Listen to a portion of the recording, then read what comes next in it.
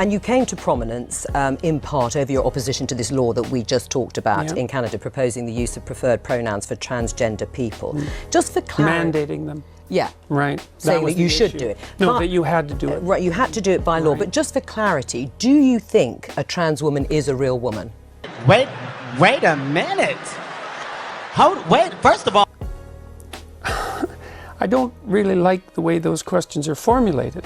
You know, I don't know what that means. What do you mean a real woman? Well, I'm asking you, in your mind, you know, it depends what you think a real woman is, but do you think a trans woman is a woman?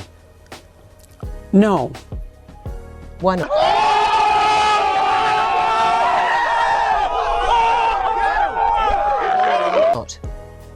Because I think that women are capable, generally speaking, of having babies, and they have female genitalia, and they have an XX chromosome, and I think the biological markers are relevant. It doesn't necessarily mean that I don't think that people should be treated with respect and dignity if they happen not to fit easily into a gender category. That's a different issue. Right. But it's a matter of definition, and I actually think it's a foolish argument in some sense, because what do you mean by real?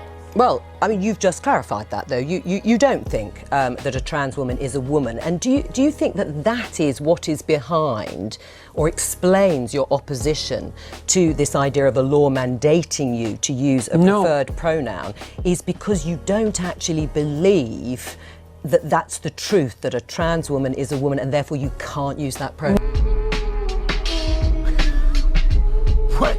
What made you go with that verse? No. That's not my argument at all. Really?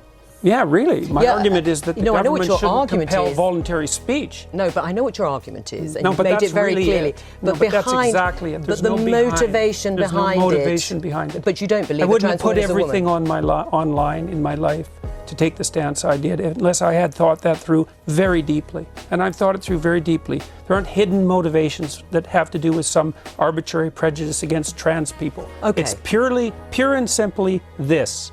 There's never been a time in English common law history where the government compelled speech, and the Canadian government dared to do that. And that was unacceptable. And they masked it with this show of compassion for the oppressed, and I don't buy it. Right.